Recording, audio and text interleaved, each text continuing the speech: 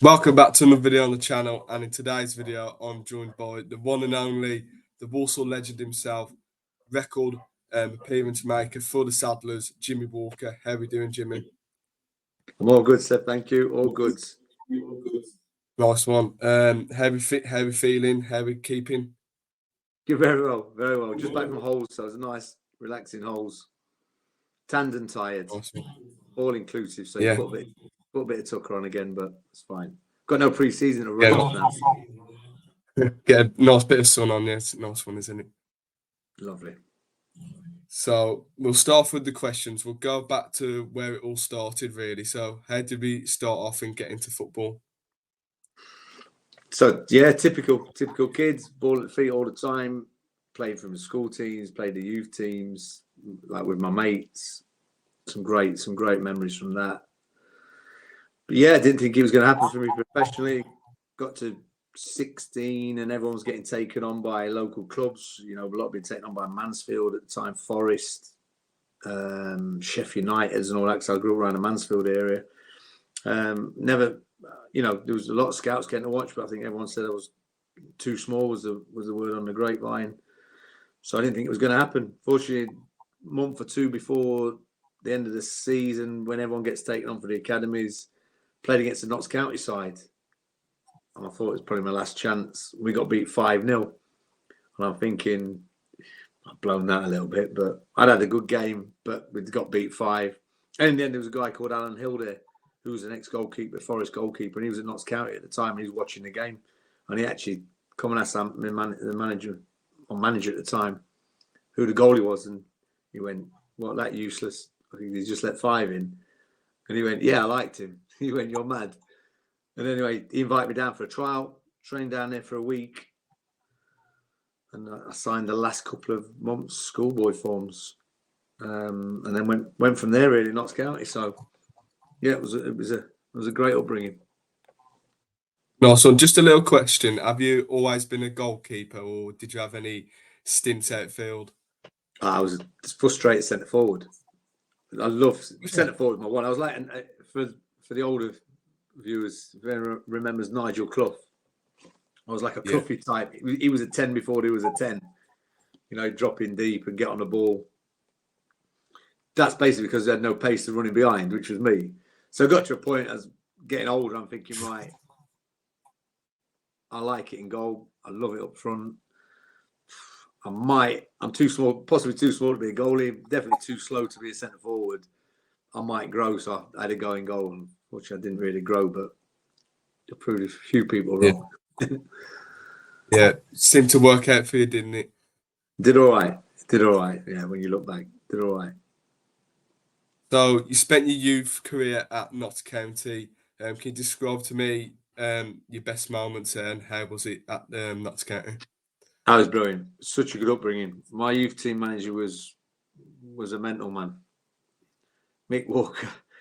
He was hard, man. He was brilliant, but it was great for me. I needed it at the time. We had Warnock as well, was the manager, and it was a time for Notts County where everyone went up. They got promotions, a couple of back-to-backs, and went up to the Prem as it was. But it wasn't then. It was the year before the Prem. But so it was a great upbringing. I think it was highly thought of, really, there. I signed a couple of years pro in YTS, and then I was living in the centre of Nottingham at 18, 19 years of age, and sort of other things took over a little bit. And football, I mean, I've always worked hard. I've always played hard. I probably went a bit too far the other way at Notts at 18. And my youth team manager, who we won everything. We've never been known from Notts County youth team before. We got to the semi-final of the FA Youth Cup, lost to West Ham. Funnily enough, we won the league a couple of years running. So we won everything, and on the back of it, Warnock got the sack after we got relegated from the Prem, and the youth team manager Mick Walker got a chance to manage it on the back of how well he'd done with the youth team, and you know, I was a big part of that. Fortunately for me, he'd seen I was living, and he pulled me in one day, and I thought I was getting a new contract. I thought, as well as I've done for him in the past, maybe it's time to knuckle down again. Went in with my little slip of paper, what I wanted for a deal, and the conversation didn't take a good turn. And he basically said, you know, you're not grown. You've stopped coming for crosses. I mean, I didn't like that. If he'd have said you're not living right, it was petered away, whatever, I'd have gone fairs. But he went down that approach, and that hurt, to be fair. And I got a free a few months before the season, and questioned what I was going to do really at the end of it. So good 4 years, well, 3.5 years there, and then, like I said, it's hard when you get free. You're 19 years of age. What do you do? There's no support systems really. My family have always been there for me, but they don't know the ins and outs of it all. So you're left, you're just discarded like that, and it was a tough one, and questioned whether I was going to get back into it. And fortunately, when Paul Taylor rang. Yeah, so we'll move on to that. You did join Walsall in 1993. Just describe to me how the move come about, really. So basically, when I got free at Notts, I did what every testosterone-fueled 19-year-old kid would do, and I went to Tenerife for about 4 months. And it got me over football nicely, I'll be honest. But I came back sort of July time, debating what I'm going to do. My dad sat me down, said, look, what you want to do, no pressure, it's up to you. But you've had a couple of clubs on the phone. Do you want to waste your life, or do you want to have another go at it and prove, you know, people at Notts County wrong, or prove, you know, yourself right, that you can do it? So I thought about it, obviously, and Walsall rang. I think I had Torquay at the time and a couple of non-league clubs, so there was not a lot beating the door down. And obviously Walsall, I played against Walsall the season before in the Reses, loved it at the best. I thought, that's a good, great setup. You always remember places when you've had a good game. I played in that, so Paul Taylor rang. I spoke to Kenny Hibbett as well, who was the manager at the time. I was speaking to Paul. He says, right. And I'm thinking, bear in mind, I've been in Tenerife for about 3 or 4 months. So I've got a bit of weight on. I'm thinking I'll need at least 2 weeks to get somewhere near. So I said to Paul, all right, yeah, I'll have a goal coming on trial. When you in? Thinking, please say like 10 days minimum. He went, and this was a Saturday, I think. And he went, yeah, back in on Monday. See you then. So I had about a day and a half to recover it. And it did go well. But I mean, it couldn't have worked out any better, really, obviously. But just going in the change rooms, I can remember going in the change room. I've not been in one for a while, and I love the change room, always have done. And when I went into Walsall, there's some characters in there. It was a cutthroat. It was a hard changing room. It was a hard, but I think I settled in on the first day, and thanks to Chris Marsh, really.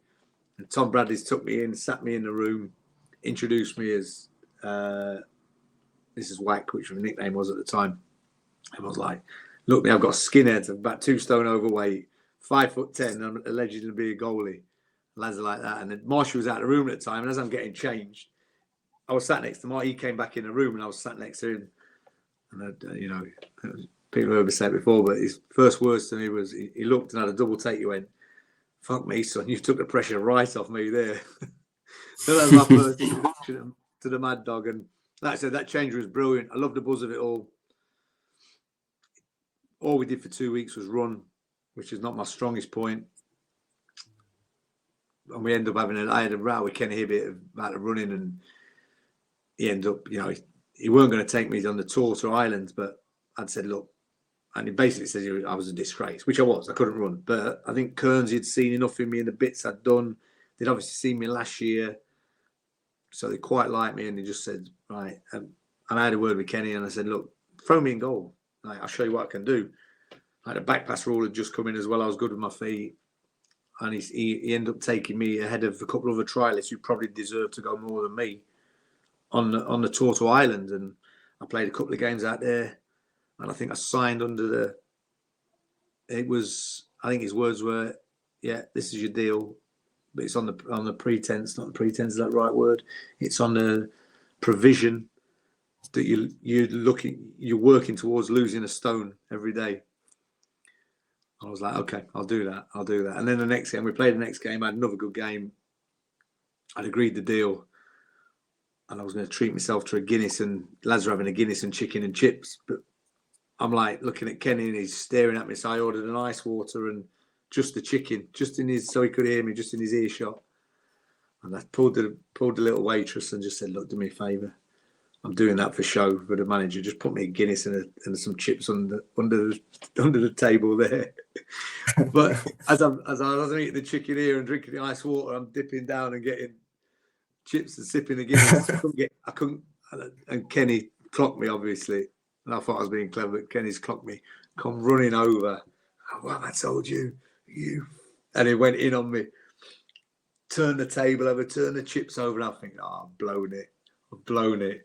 But he settled down enough to get the deal, and I knuckled down a little bit after that. Got working with Kernsey, worked really well. Loved it with Mick, and Mick was to be a rock for me over the next 10 years, and then again after that when I came back. Well, throughout he's been a rock. But yeah, he worked me hard. I needed it. He worked on my feet. He says, "You're not the tallest, but I don't care what you do. I don't care what you look like. You're 7 foot or you're 5 foot. Like, you keep the ball out of the net, you'll do for me." And I kept the ball out of the net pretty well. And he worked on my footwork a lot, worked as hard, and that was it. I think I got the nod after about 12 games into the season ahead of Mark Gale, who was a fantastic goalkeeper as well. So that gave me a lot of confidence. Never really looked back. Yeah, so basically the rest was history, wasn't it? In your first spell, you made 475 appearances, some great moments in there, winning three promotions and a couple of Player of the Season awards. Can you just go through your highest moments in that first spell and the lowest, really? I mean, there was so many high moments. It was amazing, just for me to start playing again and realise, geez, in front of the fans. And the fans, to be fair to Walsall fans, they've always been unbelievable to me from the first. I don't know what they saw in me, but from the first game I came in, it felt like there was on my side, there was behind me 100%, and I always in return tried to give everything back to them. You know, every time I went out on the pitch, I gave everything I had. So, listen, I might have made mistakes. You know, not everything went well, but I think they could see that I gave everything for every game, and and they gave it me back as well. It was brilliant. So from the first game, the highlight was playing. Obviously, at the end of that season, a low light, I broke my leg. So I missed most of the following season through that, which was tough, having just broke through. And the club signed Trevor Wood, and Chris Nicholl came in. And Woody was excellent. He had an outstanding season. So when I'm fit, me and Chris didn't quite see eye to eye either at the time. But the following, towards the end of that season, we'd done so well in the league. We was up there, and we got promotion. People remember a long time ago, at Bury away. We played Scarborough on the Tuesday night, and we ended up playing Bury on the Thursday, even though all the league finished on the Saturday. So we knew what we had to do. And Woody had been injured for a while, and his groin finally gave up for the last couple of pressure games. So, and Chris Nicholl had no other option but to throw me in. And I think there was only myself and Kernsey that actually thought we was good with it. The rest of the club was shitting itself because I've not played all season. But I was just looking forward to it. Came on at Scarborough. We got a 2-1 win, so we knew if we drew against Bury, kept a clean sheet, we got promoted. And so for me, for everything that represented, coming back from injury, having freed at Notts County, and then just coming back and getting that promotion was just on that night was a feeling I'll never forget. Still remember it now. Still the hairs on the back of my neck stand up when I'm talking about it. It was incredible. So for me, that will always remain one of the biggest highlights of my career. That one, the Bury away, and celebrating with the fans after. It was all on the pitch. My dad found his way onto the pitch as well, which was brilliant. You look back at the scenes, and it was incredible. Yeah, and then obviously Chris's years were brilliant, and after that, Chris got a bit more respect for me because I came in and did well.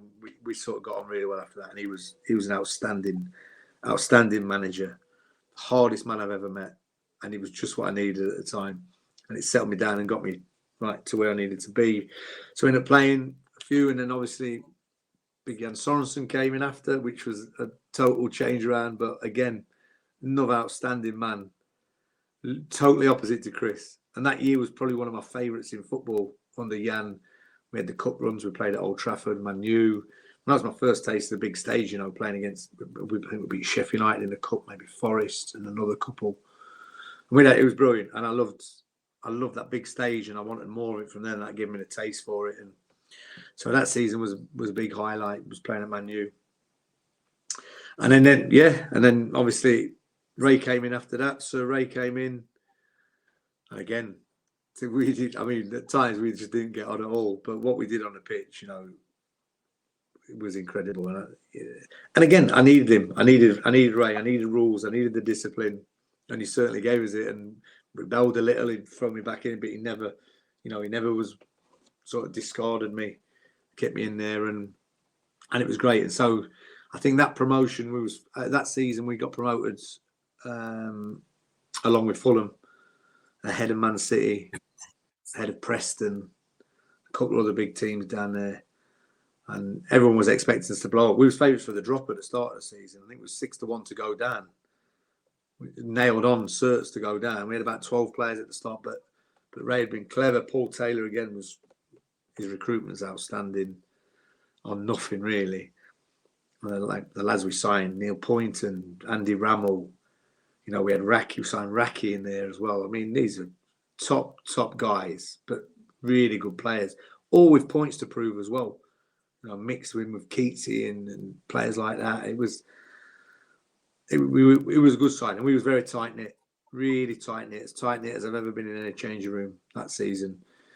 We probably partied us way to the promotion, if I'm honest, and it was brilliant. And that one at the best, Scott, in front of our fans to get promoted, along with, like I said, ahead of Man City and along with Fulham was.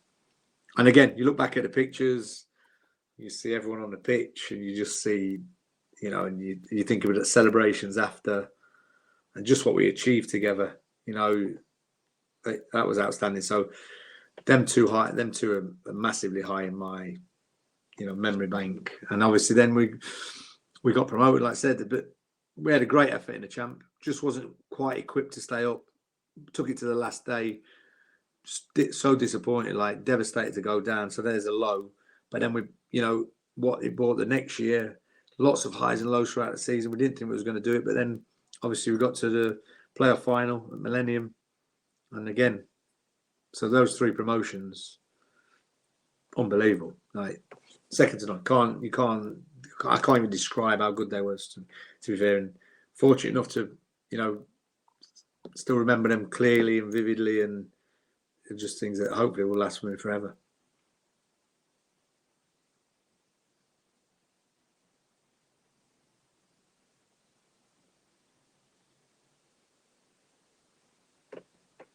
And then 3 promotions, which one would you say was best? I know they are to reckon, but if you had to pick one, which one would you put as the best one? Do you know what? It's really hard to choose one of them, just because they represented so much different stuff for me. The first one was incredible. I love the first one. I'll never get over that. That gave me the taste of, I want more of this. And it was a real sort of wake up for me.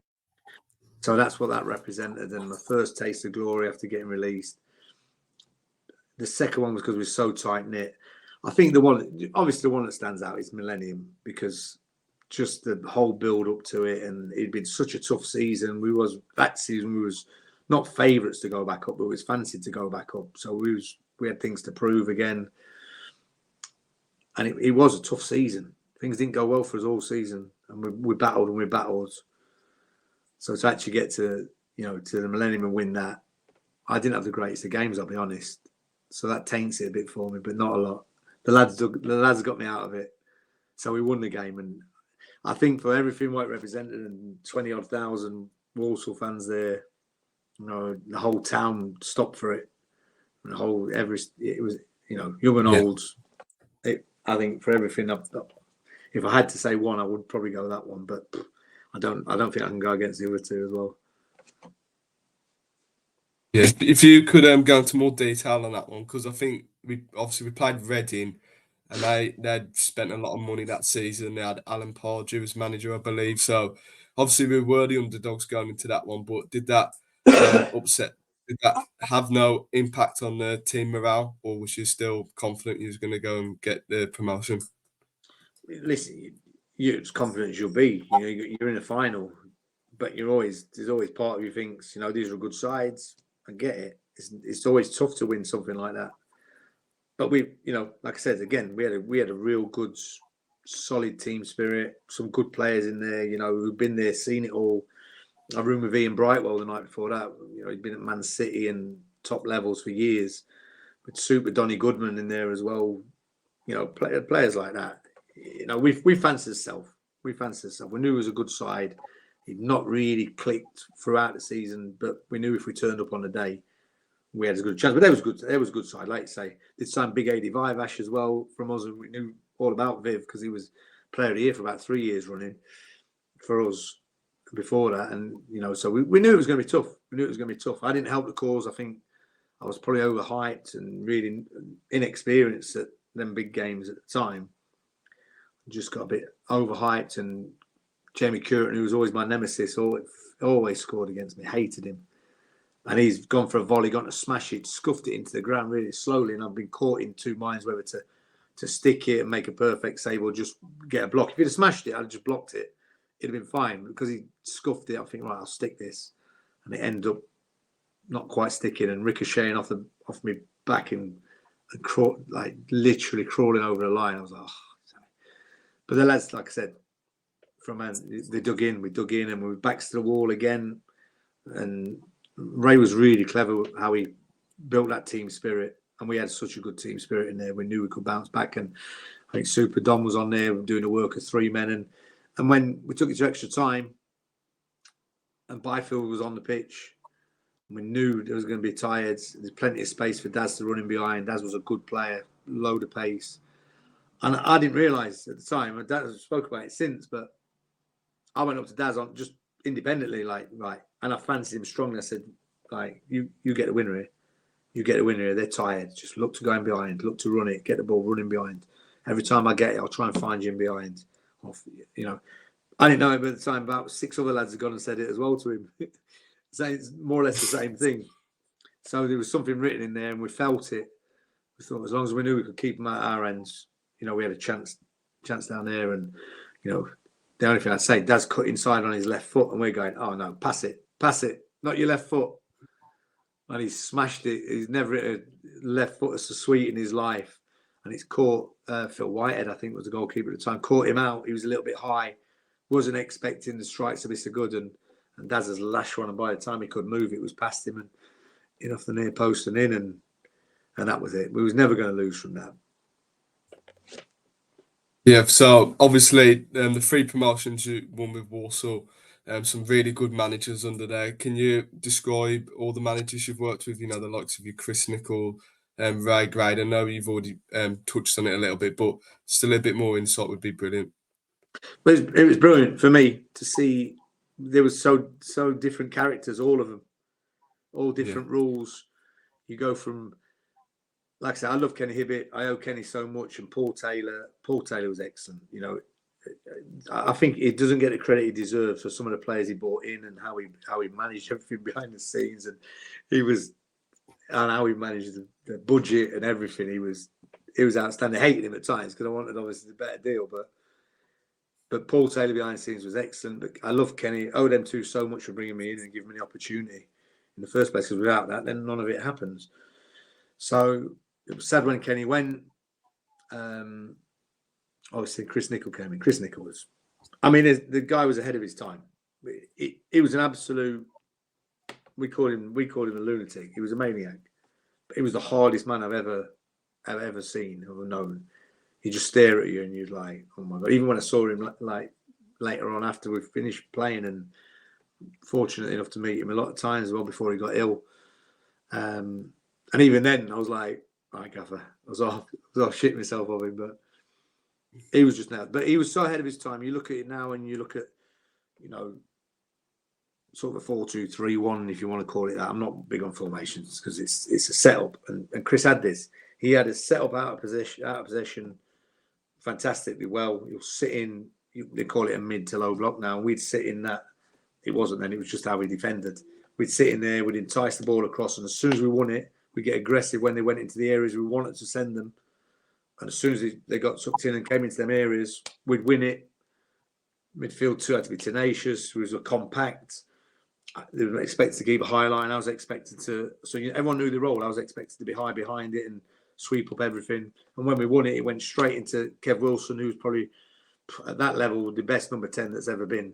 It was Div 2 at the time. It was a joke that Kev was in that at that level. He was that good. And you'd find Kev would stick any ball. You'd pop it up to him. His quality was unbelievable. He'd pop it back to midfield, and then you get Kyle Lightbourne running beyond and stretching it, and it worked an absolute treat. I'll never know if Chris was clever when he looked at the team and set us up like that, because I know that's how he wanted to play anyway, and he picked the team because of the players we had. I don't know whether he was just lucky, but my God, it worked. It was outstanding. The way I watched him work, even at a young age, I was like, yeah, I've never had them tactics before. So even for my coaching now, I go back to those. I go back to Chris's ideas and philosophies, sort of thing, and it was outstanding. But like I said, hard as nails, hardest man I've ever met. But yeah, and then obviously Jan was totally different. Like I said, just colourful, just absolutely go and play. So you had the freedom of Jan to go and play, go and express yourself, go and enjoy it. It was brilliant in the cup games. It was excellent. We probably needed a little bit more, maybe discipline after what we'd been used to with Chris. And the season petered out a little bit, and unfortunately lost his job at the end, which was probably harsh at the time. You know, he could have easily given him another season. But obviously then Ray came in, and Ray was class. Ray was brilliant. I think the first meeting, I've said it before, but it's in the summer and he calls in one by one, and his first words were, "There's no caps. You come to training every day in a collared shirt, trousers, no caps, clean shaven, no earrings, no phone, no chewing gum, socks and shoes." Down to that, I'm sat there in his office in the summer with me in Havianas on and shorts and beard out here and mobile in my hand, cap on. I think the only thing I didn't have was an earring, and that was about the only rule I'd not broke from that start. I thought, we're not going to get on here, are we? But it worked really well, and I played some of our best football under him. And we, as a team, he built something in us that was, you know, us against the world as a team, and sometimes it was us against him as well. I think that's the way he wanted it, and it works unbelievably. And again, he was a brilliant manager, and you know, it just suited the time. You know, I don't think he'd managed before. He'd been a good coach. It just suited his timing, suited everything about the club, and he was brilliant with the fans. The chairman, everyone loved him, and he just brought everything together with the team on the pitch, and outstanding. Yeah, loved it. To be fair, the one that don't get talked about a lot was who came in after was Colin Lee. And Colin Lee was very good. He was another level. Colin, when he came in, I thought, you know, some of the tactics and the way he thought about it, and a different way of thinking. It was just a total different professionalism than I'd known before, and he wanted everything doing right. And I think that's at the time. I think he was butting heads with the club because they wouldn't do everything he wanted, and ended up petering out a little bit. And he lost his way, Colin, a little bit. You know, fell out with a couple of players who had been really good to, you know, who could have been really good for the team, like my good mate Jamie Lawrence, who was flipping nails as well in that midfield. And when we was down there, we probably needed him, and he sort of cast him aside a bit. So Colin lost his way a little bit, and I think he lost that feeling for it. And yeah, but I've took something from all of those managers, bits of all of it going forward, and what an upbringing for me. So then after your spell with Walsall, you weren't moved to West Ham on a free transfer. Just talk to me about the emotions, your feelings you were going through when you put pen to paper at West Ham. Yeah, I mean, it was a tough one. It was a tough one for me because obviously we just got relegated, and out of nowhere, really, at Walsall, and it was, I didn't really want to leave on the back of it, but I knew I had to. And I had West Ham, I had Derby, I think it was Stoke at the time. There was some big clubs, and I needed that chance. I wanted to play in the Champ. The Champ was the lowest I wanted to play, and we just got relegated. And I'm thinking, I've played most of the games, so it's my fault as well. I jumped ship. It looks bad. Fans have been brilliant to me. I can't really leave, but I just owed it myself. I had to take the chance. And that's a big regret. That's probably my biggest regret, that we went down as I left. I'd have loved us to stay and gone, you know, with that fanfare. But you know, I spoke to them. I went to West Ham. I met Pards, met Alan Pards, who was the manager. 2 days after they'd lost the playoff final, and he was really low, to be fair. And I was half thinking, I'm not sure if he really wants me, this guy. He weren't really selling the club to me, but, you know, he sort of spoke about a deal. And we had a chat. I think he spoke about getting Ed Doherty. Stevie Bywater was there. And he said, I want you, as push Stevie Bywater. I went, I fucking push Stevie Bywater. I'm miles better than Steve Bywater. And Steve's a great guy and a very good goalie. But at that time, I'm 29, turning 30. I'm at the top of my game. I'm playing top level champ. I need a chance to play in the Prem. And the club, you know, was perfect for me to do that. They needed promotion. I needed promotion to prove myself. It was just Pars was giving me, and he mentioned Ed. If you don't sign it, I can get Ed Doherty. I went, right, I'm going to stop you. I know you've lost the final. I know you're low, but Ed Doherty, what you talking about? Stevie Bywater, forget it. Get me in the building, and I'll get you promoted. And from there, he was like, okay. And if he relaxed a little bit, he upped the deal a bit more. And I was still thinking, I'm not sure what to do here. Derby was a good club as well, very close to home where I was living, Mansfield. So I was like that. But I went to see West Ham's grounds. The doctor, I went down to do the medical, and he said, look, do the medical, and if you agree it, then it's done. I said, all right. Went round the ground. The doctor was brilliant at the time, Jez. He introduced me to the chairman, Terry Brown. All the directors who were there at the time went round. He showed me around the back of the stadium and, you know, Upton Park, and you could just smell the history. It was like, well, and you think about the players that played there, your Bobby Moores, John Lyle managing, and, you know, Trevor Brookins, Sir Trevor and all that. You know, you could just taste it. And we played there, Walsall played there, and we got a 0-0 the season before. And I'd had a good game, a really good game. And it was like almost a dress rehearsal for me for going there. And as I went to get my towel bag at the end, I got a massive reception from the Bobby Moore fans. And a lot of them still remember the game when I talk about it. They said it was a shit game, but we remember you being really good. And like we got a 0-0. It was a great result for Walsall away at Upton Park, away at West Ham. So I remembered that, and I remember I had a moment to myself. I went and stood on the middle of the pitch on my own, just looking around it, and I thought, do you know what? It just felt right. If I was going to leave Walsall, this was to anywhere else wouldn't have felt quite right. This was just felt right. So I agreed it, and we did it, and yeah, that was it. So it was tough, really, because you never get back as that. You never really get a chance to say goodbye to the fans. There was no Twitter or all that X or, you know, Instas back in the day where everyone now can put the usual, churn out the usual thanks for the time. But I really wanted to do that at the time. But, you know, it's really tough. The papers are run probably mostly by the club. So it was one of those, yeah, sad to go. But I couldn't really say my goodbyes to the club and tell the fans exactly what it meant to me. It was just off you went. But for me, it was a huge new challenge, you know, and one that I loved. And I loved my time at West Ham as well. It was an incredible time. Yeah, so you won another promotion at West Ham 2005 through the playoffs. Just talk to me about your memories of that season and the day you got promoted with West Ham. It could take a while, that one. There's so many emotions this season. I mean, I made my debut. Pars didn't play me for a bit. I couldn't understand it. I was miles ahead of Steve at the time. But I think for some reason he promised Steve he'd start the season. And I knew if he started that the team we had, we wouldn't lose enough that he might not, you know, get a chance to change it. And it turned out that way, really. We ended up, my debut was, I played in the cup game at home. I had a decent game. And then we drew Chelsea away in the next game. And that's what really kick-started me with the fans. I ended up saving. I knew anyone listening will know I shoe on that story and that as well about saving Lampard's penalty, but I can't not.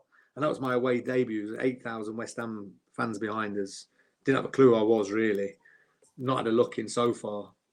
And yeah, played in that, saved that penalty and had a really good game. And that was sort of the dawning of, you know, my West Ham career really. And yeah, and that was it. But Paul still didn't play me throughout that, even after that. And it took a while to get in. I got back in after played 4 or 5 games. My groin wasn't right, so I came back out again. Had a little tidy up on that. Didn't think I was going to get back in. probably 15, 16 games to go, and we were struggling mid-table. And there was no secret at the time. The club, West Ham, was in real trouble, financial trouble, and they needed to get promoted. And it was getting more and more desperate. And Pods threw us in. He threw me in, Elliot Ward, who was 18, centre half, and Anton Ferdinand, who I think he was 19 at the time. So 2 centre halves with no experience, and then I think he just wanted me in behind it with the experience. And I can remember it clear as day. We'd been at Wigan away. I didn't even think I was playing. It was an hour and a half before the game. The lads are all looking at the pitch. I'm sorting the music out in a change room because I didn't think I was playing or anything. And he just pulled me in the showroom, said, "I need you today, goalie. I need you today." I was like, "What do you mean?" He went, "I need you. We need a win." I was like, "All right, now you need me, yeah?" Because you wouldn't be in this problem if you played me 6 months ago. For right, now's not the time. Got the kit on, played the game. We won the game 2-1. After going 1-0 down in it, Teddy Sheringham scored to make it 1-1 straight after, and you could feel a shift. You could feel a shift in everything. I don't know, we'd been a bit doom and gloom and too much pressure on it before, and this was probably the last throw of the dice. They scored 1-0 down. If Teddy don't get that goal straight after, I don't know, it's not going to be quite the same. But we got the goal straight after. It's like a surge. The fans went with it. Everyone went with it. And we got another, beat them 2-1. And that was it. We didn't look back. We sneaked in the playoffs on the last day of the season. We beat Watford 2-1 away. Probably one of my best games, I think, I've played, I'll be honest. Enjoyed every minute of it. Made some great saves. Just what football was about. Sneaked in the playoffs and beat Ipswich. And got to Millennium. Preston was a good side. They finished well above us in the league. So we knew it wasn't going to be easy, but I'd sort of said to the young lads, and we'd got a great relationship. You had Tommy Redcrew right back, Chris Powell left back, so experience either side of them and experience behind him, me. And I'd sort of said to them, like, just stay as high as you can. I'll sweep up. I've learned that from Chris Nichol back in the day. I'll sweep everything up, not a problem. Any ball that comes in the box, I'll take it. I'll come and take it, take the pressure off you. Just keep a good line. And they did, and it worked. It worked a treat. Caught 7 or 8 crosses, got a couple of punches on it, and then last minute of the game, probably a bit more adrenaline than usual. And they've lumped the ball in the box, sent all the big lads up, and I thought, I'm coming for it. Whatever, I am coming for this ball. I'm taking it. I'm going to lie down on the turf. The ref, I'll waste a couple of minutes, and that's it. We've got to the promised land where I've always wanted to be. And fortunately, I've caught it probably a little bit higher than normal, a little bit further out than I was thinking. Landed near the edge of the box, but I've done the same movement dozens and dozens of times a week. Sort of took the cross, and then as I've landed, I thought, right, the line's there, the 18-yard box there. If I twist a little bit, land on my right leg, I'll just pop back in the box. I'm right at the edge of it, but it's no probs. Land on the right leg, land still, go back in the goal, lie down, the game's over. Fortunately, when I landed, didn't get to plan, and the knee just smashed apart. I never felt pain like that one. That one still hurts now when I think about it. But yeah, and a minute to go, like literally seconds to go. And that was it. Fortunately, Stevie Bywater came on and did unbelievably because he gave a free kick because I was outside the box. When I took the ball, I got a yellow for my troubles on the way off, thanks to the ref for insulting my wounds. And I got down the tunnel. I went, and there was about 7 minutes injury time, but the lads managed to keep it out. Stevie stuck the free kick brilliantly, and we managed to get promoted. And I'm watching the lads. I'm on the tiny screen in the physio's room, in the first aid room. And it was the most surreal moment I've ever had. It was, I'm watching this. I'm watching the lads celebrate in front of all the fans, in front of millions, watching on the telly, and I'm watching on the telly as well. Going, this can't be right. And the physio Johnny Green came in to me. Said, well, we've done it, I said, right, John, strap me up and get me out there. I need to go out there. He went, no. He wouldn't have it, but I said, I'm going, whatever. So he put the biggest bandage on, went out, and I've still got some great pictures. Big Ludo McCloskey was the goalkeeper coach, who again was a legend. And I ended up Ludo, because I was hobbling around. Ludo got me on his back, and I've got the trophy in one hand, the champagne in the other, and it turned into an unbelievable moment. But ultimately, a really tough moment after that because I couldn't play for about 9 months. Yeah. So then when you got promoted, obviously, into the Premier League, I believe you made your debut against Portsmouth. Is that right? Yeah, that's right. I mean, it took me, probably from the date I did it was about 9 months to get in, and loads of twists and turns. I mean, obviously I wrote the book, which hopefully will be done very soon. It's done. It just needs tweaking. And even reading it back for me, like so many twists and turns, and so many what ifs, and nearly, man, and it's a tough one. But I managed to get back. I'm not gonna lie, I had a real tough time, like watching the lads preparing for the Prem, where I've always wanted to be. It was a lot of why me. I played the victim card a little bit, and, but eventually got my head back around it and knuckled down. Managed to get back fit. Yeah, made my Prem debut. It was good as well because I had West Ham gave me a new deal, because my deal was obviously I only had a year left. They gave me a new deal. Fair play to them. Even with one knee, they didn't think I'd ever come back fit, really, I don't think. But they put a clause in that if I was to be involved in 10 games, then the new deal kicked in. And fortunately, I got back, maybe the Prem debut, which was an amazing feeling at Upton Park as well. I was involved in 10 games, and the 10th was Man City at home, which was full house at Upton Park, and all the hard work and all the 9 months sweat and tears that gone before for that moment was incredible. I remember Big James Collins and Danny Gabardon was at the back that day, and everyone knew I had the deal on 10 games and I deserved it. They'd all got new deals on the back of it, but mine was obviously, because I was injured, a lot less.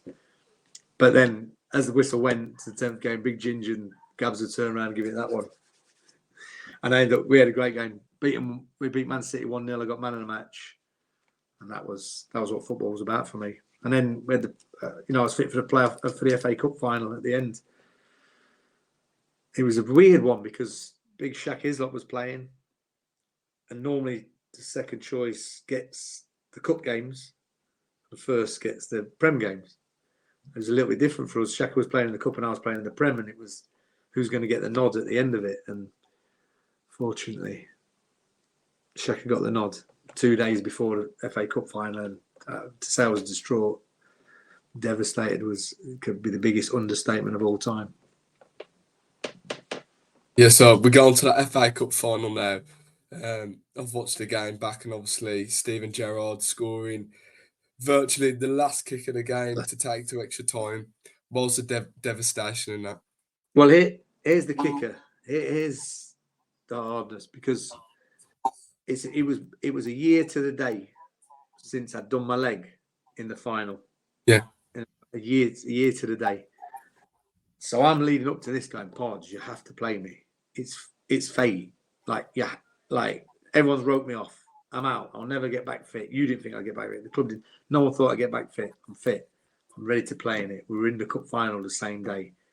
It's like the football gods have spoken. You have to play me. And every save I made in training, I'm going, see, Pods, see, you've got to play me. You've got to play me. And he says it was a real hard decision for him, but he gives Shaq the nod. But the same time in the game when I did my knee, it was exactly the same. There was seconds to go. It was seconds to go when I did my knee. There's seconds to go, a year to the day. So we thought we've won it. At this time, I'm not thinking anything like this. I'm not thinking of what happened to you or whether I'm not playing or not.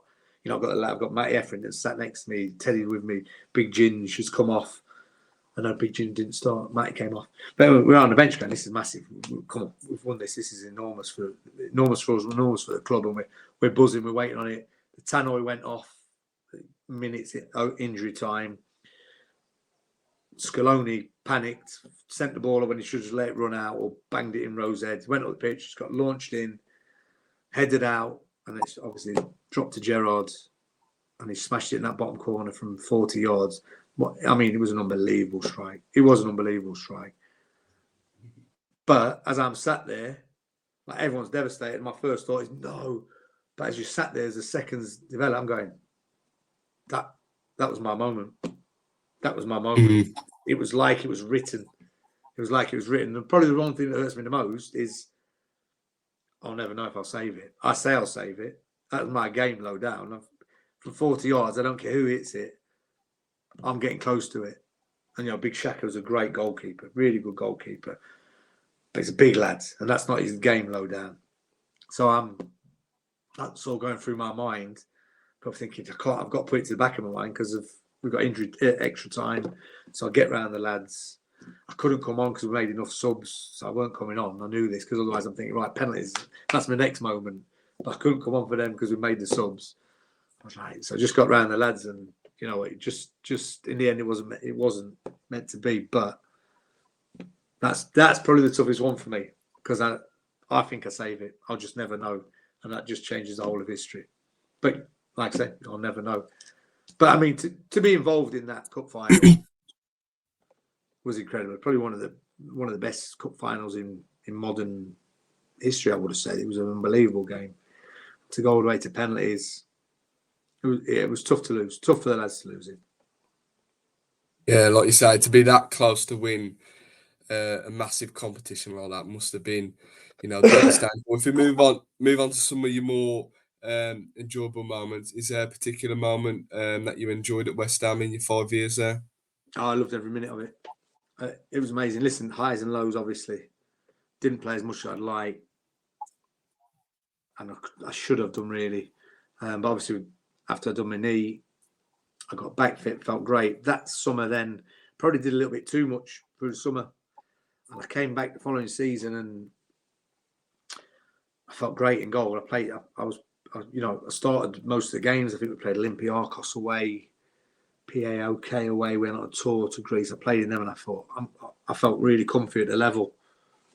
I think I'm going to start. My only thing there was the knee was starting to hurt a little bit more. And as the season was just getting close, I think we played Olympiacos at home in a return sort of leg. Played in it, got 0-0. Felt great goalkeeping, but my knee was struggling. And ended up having another op. So that kept me out another 6 months. And after that, I couldn't quite get to the levels I needed to get to. For me to play at the top of the Prem, I would need to train every day flat out and look after myself flat out. I couldn't train every day because my knee had swelled up, so I'd miss a few days and I couldn't get quite to the level. So I didn't play as much as I would like. But the 3 years, we had promotion, we had the cup final, and then the third year was the Great Escape, which was, we was 8 games to go. We'd had a lot of upheaval that following year. I'd been out for a lot of it, came back. Pards got the sack. Alan Kirbishley came in. It didn't quite work. We were struggling. And then we had Tevez, who was not really playing well. But we had a good team. We had Dean Ashton, Bobby Zamora up there with Tevez. That's a good strike force. So we knew we had enough to survive it, but with 8 games to go, I think we was down and out. We was like 10 points adrift or something. So I was on a bench. Rob Green was playing in goal. He was outstanding. I sort of knew my role around this time. It was more of a second choice role. Knew I could come in and do a job if needed, but I couldn't play every game for 40 games a season. It was impossible. Not at that level anyway. Champ and below, possibly, I would have been able to. But yeah, so Green's playing. It was brilliant. But, Tevez came alive. We played a game. We lost against Spurs at Upton Park, but it was one of the best games I've been involved with. I was on a bench. I think it was 3-2 up with a few minutes to go, and they spun it around and beat us 4-3. And you've got Nobes in tears on the pitch. The crowd are crying. It's all going, we think we're down. But it was a real, I don't know, it was again, a shift in attitude, really. After that, we went right. And Tevez fed off it. And after that, he was unplayable. The lads don't get enough credit around him. The defence was outstanding. Green in goal was brilliant. The lads around Tevez went, but Tevez pulled us through. He pulled us through, and everyone went with it. And we ended up winning 7 out of the last 8, I think it was. And we stayed up. We beat Man United at Old Trafford, last game of the season. So as a highlight goes, that one was definitely up there, and just because of what it represented as well. For me, I always think you have a responsibility as a player to give everything you've got and be the best you can be, because it affects so many people. If we'd have got relegated that year, 2 or 3 of the chefs would have gone. Backroom staff would have gone. There would have been no job for them. So that's what it represented for me. Was we're still in the Prem. Everyone keeps a job. We can go again. We go together. Because I'd have been devastated if we'd not done it on the pitch and it cost people their livelihoods and that, and their jobs, what they loved as well. So that was a real highlight for me. That was probably that's right up there, staying up at Old Trafford on the last day. And then after that, it was great. I had a good couple of years. It just petered out at the end. Gianfranco Zola came in, lovely guy. You know, probably one of the best players as well. He should have played himself a lot more, to be fair. But he, but I enjoyed it. Just petered out for me a little bit. I went on loan to Colchester, played well, had a real good 3 months. Enjoyed playing again, thinking I need to get back to playing really now. Went to see Gianfranco and he just said, "Look, you won't play." I went, "It's fine, mate. No, I trust your honesty. Thank you very much. I'm going to go on. Instead of being a bit part player, third choice, whatever, second, third, fourth choice, I'll go elsewhere." And he agreed and went off, and that's how that finished. So we talk about your return to Walsall. You joined back with the Saddlers in 2010. It was initially a short-term deal which got extended. What was your aims when you returned back to the club initially? Well, I mean, I was fortunate enough after leaving West Ham, because I said about going to play. I mean, this is a big chapter in the book, because there's some comedy moments as well when how it worked was ridiculous. I ended up at Spurs through Harry was manager, Harry Redknapp, and I had probably one of the best year and halves in football I've ever had. It was incredible. So I've got a free from West Ham, thinking, where am I going to go to? We finished up in the Champions League that season, so it was a ridiculously bonus season for me. And Harry wanted me to stay the following year, but again, the 25-man squad rule had just come out then, so I was like not involved in that. And it was, I need to go and play. I was I was training every day with, like, name drop a few, Modric and Gareth Bale, and best players in the world, Van der Vaarts, Defoe's, and I was playing well. I was training well, playing well against them in small-sided games, etc. And Martin O'Connor was at Walsall. Knows Skip really well. Loved Skip. Played with him. He's a great guy. And the team was struggling at the time, and he'd been on me for months. Like, come back. Like, we need you. Chris Hutchins was manager, and it was one of those. I could see Walsall in a bit of trouble. I wasn't playing. I had a couple of offers to go and play, and I thought, I sort of give Skip my word that if I did leave Spurs, I'd come and help him. So the opportunity came up. It was desperate for me. It all tied in nicely. Harry had said, just stay and train and go down the coaching route, sort of it. Didn't feel ready for that at the time. I'd not thought about the coaching. I just wanted to go and play. Obviously, Walsall come back, and I'm thinking, well, if I can, in my head, I'm thinking, if I can go back, help Walsall out, and hopefully at least minimum stay up that season, sort of rights a few wrongs of me leaving when we got relegated last time, and when I left in the first place for West Ham, and so it sort of tied in and fitted in nicely for me. So my aim there was to go back, help as much as I can, and try and keep us up, which didn't go that well to start. I found it hard to adjust back from the Prem back to Div 1. Difference in the balls, difference in the pitches, everything about it. Tiny changes, but was massive. I couldn't get to grips with it. Didn't start off great. Gradually come into it. Unfortunately, we'd lost a lot of games by this point. Chris got the sack. Martin got the sack. So Martin hasn't thanked me for that. He's not really spoke to me since. I'm only joking. He hasn't really. But he, I was so disappointed I'd not been able to keep them in their jobs. But Dean Smith was there as academy youth team coach at the time, and he just came in to steady the ship. And Dean was brilliant. Dean was, he's a great character. He knows his football, obviously. Jovial with it. Great with the press. Great with everyone. And he gave everyone a lift. And the young players, instead of fearing playing, they sort of, they went with Dean. And he lifted them. And you had like the likes of Will Grigg, Jamie Patterson, really good players at the time. Saundry and people like that. Good players. We had a decent team, to be fair. And they just went with Dean. And I think similar to West Ham, I think it was 11 points adrift when Dean took over around January time. And we managed to stay up on the last day of the season. We got Southampton away. And we did it with a game. We'd done it with a game at Spare, thankfully. I think Dagenham lost as well on the last day of the season. And we went to Southampton, and again, that made it all worthwhile for me. That sort of wrote a lot of wrongs about leaving in the first place, and I just remember the euphoria feeling after that. And I mean, Kearnsey sat in the changing room after, when the little lads are jumping around with the music. I think I'm a bit older now. I didn't dance around as much. Me and Mick had a glass of whiskey.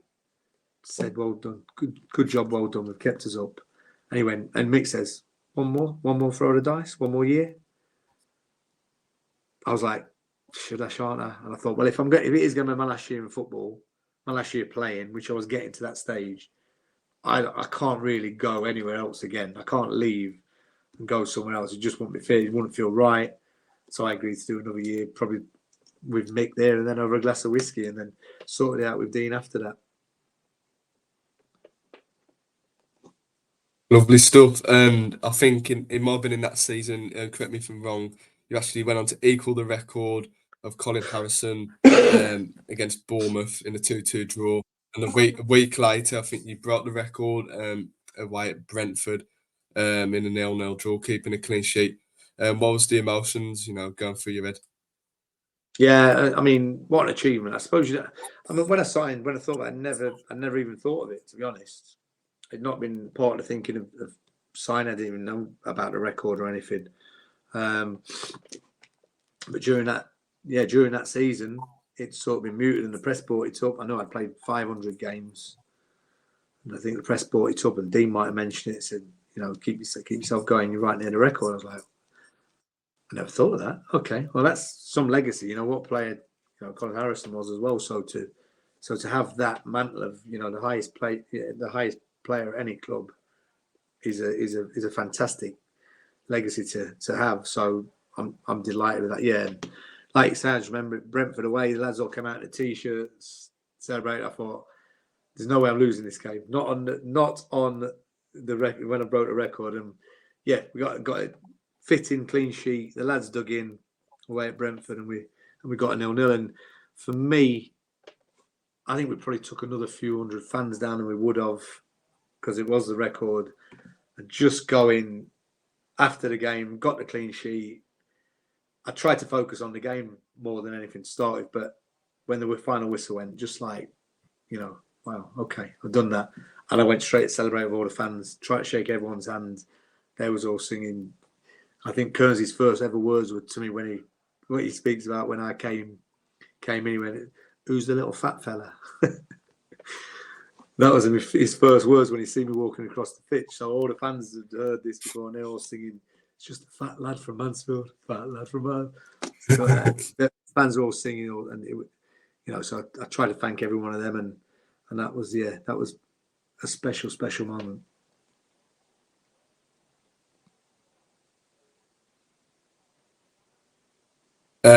So after obviously you broke the record, I think you went on to play 533 times for Walsall. You obviously did decide to leave.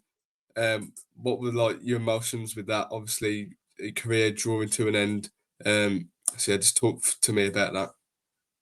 It's tough, really tough. And like I said, I speak a lot more about it in the book, and I open up a lot more in it, but everything. But it was really tough. I probably shouldn't have done the extra year, but I just again, I wanted to get into the coaching side of it a little bit more at that time. So I saw as a player coach role. Dean saw me more as a player, but we'd signed under player coach. It didn't quite happen that way, and I wasn't affecting it on the pitch how I wanted to. You can just feel it when you get to that certain stage in your career. It's a horrible feeling. Things are going past me that I would have comfortably saved 2 or 3, definitely 5 years before, but definitely 2 or 3 years before. I definitely saved. I was okay. I could get away with it to a point, but if something didn't quite go right in the game, my reactions was going, and I felt it. He was styling it out a little bit, but I could feel it, and I just weren't the same player, and it was hard, and I picked up little niggly injuries. Dean sort of took the hump a little bit with me because I weren't playing as much as he wanted to. I was moaning at him because I saw myself more as coaching and being a second choice and helping Groffin play in the odd game, and it fizzled out. And I would say out of everything, listen, it's easy to say you have no regrets in life. You always have regrets in life. My biggest one was probably leaving middle of the season and not just sticking it out, and at the end of the season getting being able to say my goodbyes properly to the fans, the last home game of the season, fanfares, bells and whistles, thanking everyone. So it petered out a little bit, and I shouldn't have let it do that. I should have stayed, stuck it, just got my head down. As I speak about in the book, there was a lot of stuff going on behind the scenes as well, which no one knew about. I open about that in the book as well, but it's not for here. It's too long a story. But yeah, I do regret that. I should have stayed the rest of the season.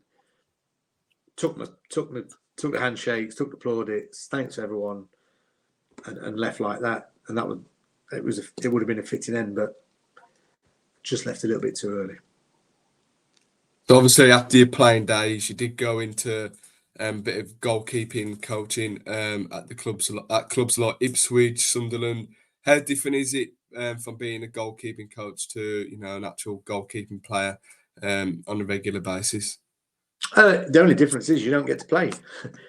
I love playing. Yeah. Playing was the best thing ever for me. I loved running out in front of the fans. I loved the adrenaline of that, just coming out of the tunnel and seeing the fans and hearing the roar and hearing chants. Loved everything about it. I do, and that's to this day and every day. I think I'll miss, working in the week to build up towards that moment. I'll always miss that.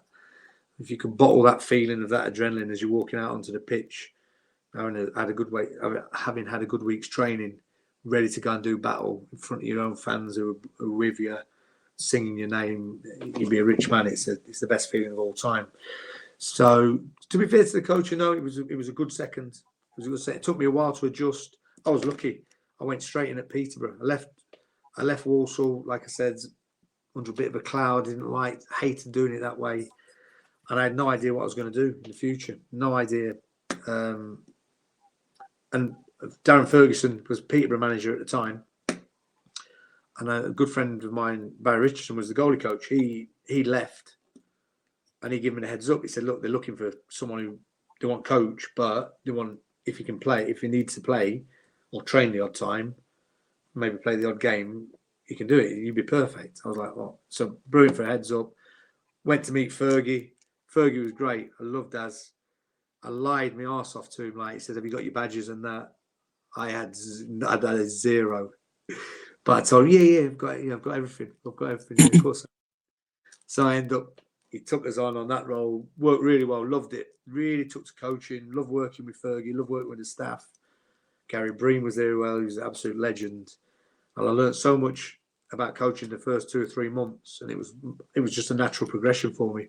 And in the summer, went well. Dad says, "Look, I want to keep you. Here's the deal. Because you've got all your badges, you can command this figure." I was like, if I didn't have any badges, what sort of deal could I command then? He went, "Oh, chairman wouldn't even entertain it."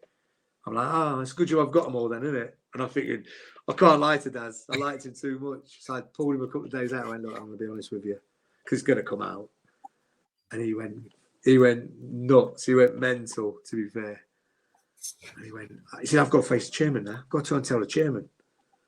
I said, "Look, I can do it for you if you want." He went, "No, you just stay out of it." And to be fair, he got bollocking off the chairman, but the chairman as well, fortunately, liked me and we wanted to stay. And he said, "Look, I'll give him the deal as long as he's working towards getting the badges." And that was it. So I did all my badges through the next couple of years at Peterborough. And like I say, after that, it took me on an unbelievable journey. Sunderland, Ipswich, and one of my favourites was Lincoln. Out of nothing, really, Lincoln came back with the Cowleys. They was massive West Ham fans. I'd come out. I'd been at Crystal Palace with Pards, loved every bit of it. Went to Gillingham with Justin Edinburgh, God rest his soul, what a guy. But didn't like the chairman down there at all. Ended up leaving down there. And I thought, that's it, I'm coming away from it. I can't work with these people anymore. Not Justin, that was the chairman. Justin was brilliant. And I thought, I'm just doing my own. And just happened, Cowleys wanted a part-time goalie coach that, knew his stuff. And I went in on a part-time basis for pre-season, and it got better and better. And I ended up signing, and we had an unbelievable season. And wrote all sorts of history at Lincoln. And it's a beautiful part of the world as well, and I'm still there now. So it's an amazing As we're journey. talking about, goalkeeping coaching, if the role at Walsall ever come available, would you go back into it, or you happy doing what you're doing now? No, I wouldn't. I don't think I'd go back into the goalkeeping coaching. It's a young man's game. I couldn't give it what I could give it 10 years ago. You know, it's a hard gig. I love it, and I feel I know the role. But again, I know all the coaching. Having worked with the people I've worked with, 10 years of coaching with the managers and coaches, and before that with some unbelievable coaches. You know, everything's sort of built towards me. So I sort of said I'd come away from the goalkeeping coaching. I finished up. I finished up with West Ham Academy actually at the very end of it, and loved it. It was a great time, and it was to me it was a fitting end to finish on that as a goalie coach. And I've sort of gone into the outfield more and looked into it more. And finished all the outfield badges and on the pro license thing, just finishing up in a minute. So as a goalkeeper coach, I wouldn't come back as another coach one day. I don't know. It's hard to go back. It's really hard. I see Keatsy do it, and I see how much it tore him apart. And it is tough. But on the other side of it, can you imagine going back and like actually, you know, coaching there or even managing there back at Walsall and actually get some success? That'd be as good as it gets. But I don't know. We'll see what the future brings. 10 years have been amazing. I've had a good solid year out this year. I've not done anything.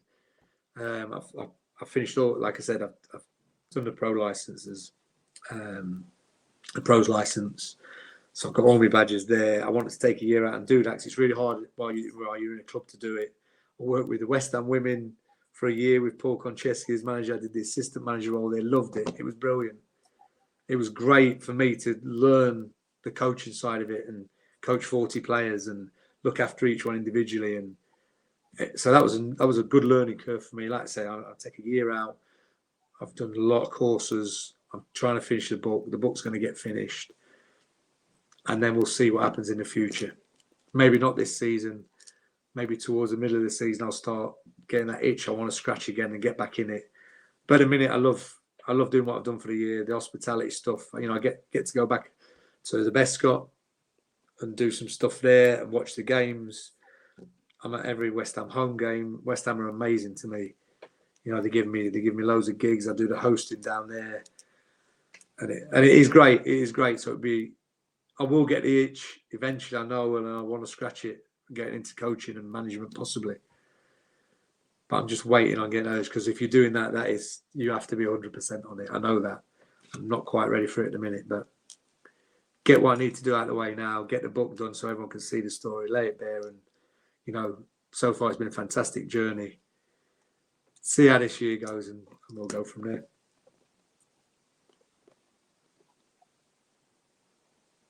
Yeah, I'll speak from probably most Walsall fans. You're always welcome back at the club. You've obviously got that natural connectionship with the fans and club legends. So, yeah, hopefully one day. But if we move on to some last couple of questions now. You've talked on the interview, obviously, about playing in some really good dressing room with some good characters.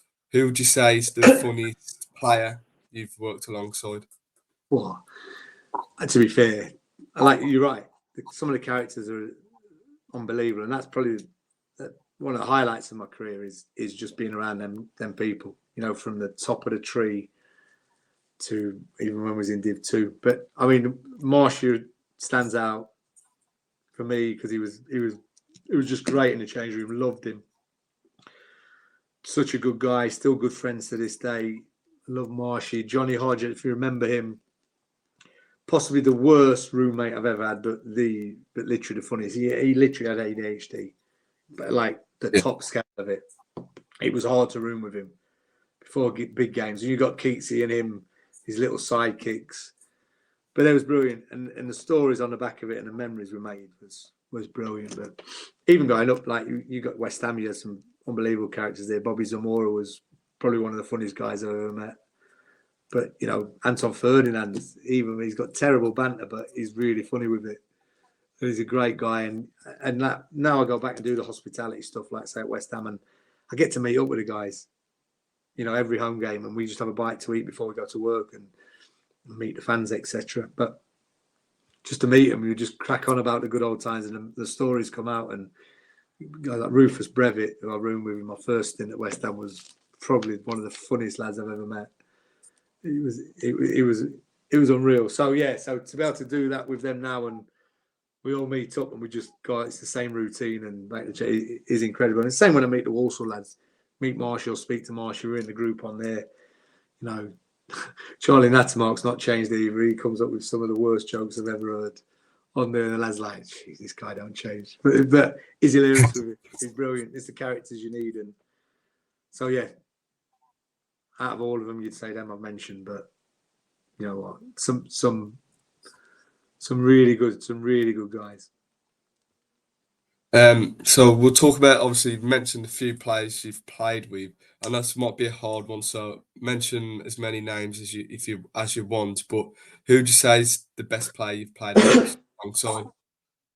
Best one I played alongside, I think for me, there's only one. I'm going to drop the pen as well. Modric was unbelievable. Was unbelievable. Yeah.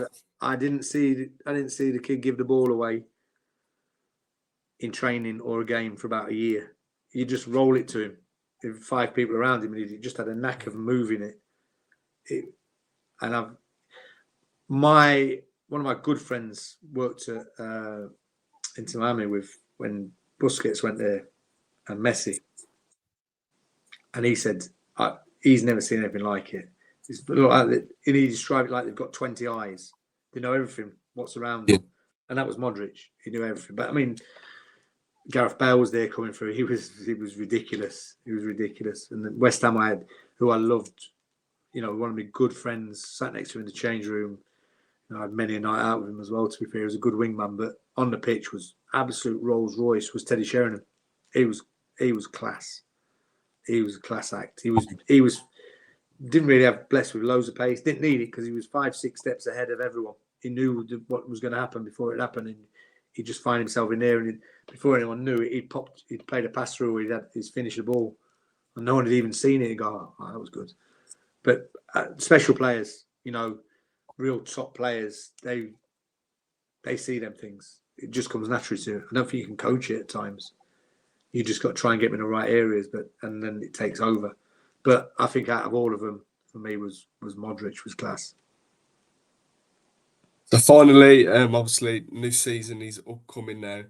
What are your thoughts, and what should the aims be for Walsall going into next season? Well, I think every year, whatever league you're in, whatever club you're in, you should be aiming to win the league. There's no point being in it without it. You know, every club I've been at, if that wasn't the aim at the start of the season, I'd be asking why. So for me this year, you know, we threatened it a bit last year. We've had some barren years. It's been real tough to watch and real hard watching, you know, seeing us down there and struggling. And the fans are desperate for glory, and they deserve it. You know, I think not really had anything to cheer about for a lot of years, apart from the odd decent game. So for me, any season you should aim to win it, but this season particularly, after what you've seen, there's nothing came down. Chesterfield might be good, come up, they'll be around it, I would have said, but you know, Bromley came up with them.